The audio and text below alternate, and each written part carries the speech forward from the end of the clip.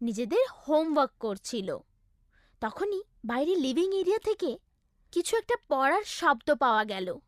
দাদা, এই living area দিয়ে কেমন শব্দগুলো আসছে? মনে হচ্ছে বাড়িতে চোর ঢুকেছে। চোর? এবার আমরা কি করব?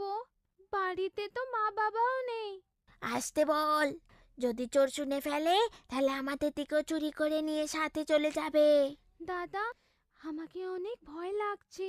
আমাকে চোরের সঙ্গে যাওয়ার নেই। তুই চিন্তা করিস না, আমি এক্ষুনি বাবাকে ফোন করছি। এই বলে মনীষ বাবাকে ফোন করলো, কিন্তু বাবার ফোন বন্ধ ছিল। মনে হচ্ছে বাবার ফোন বন্ধ। এবার আমরা কি করব? মনে হচ্ছে এবার আমাদেরকেই কিছু করতে হবে। কিন্তু কি? আমি কিছু একটা ভাবছি। এই বলে মনীষ ভাবতে শুরু করলো। তারপর কিছুক্ষণ ভাবার পর ও বলল, এবার আমাদেরকেই কিছু একটা করে এই চোরগুলোকে বাড়ি থেকে তাড়াতে হবে। কিন্তু কেমনি? যদি আমরা এদের বিশ্বাস করিয়ে দিই যে আমাদের সাথে বাড়িতে বড়রাও আছেন, তাহলে এরা অবশ্যই পালিয়ে যাবে। হ্যাঁ, এটা ঠিক হবে। চল আমার সাথে, আর যেমনটা আমি বলবো তেমন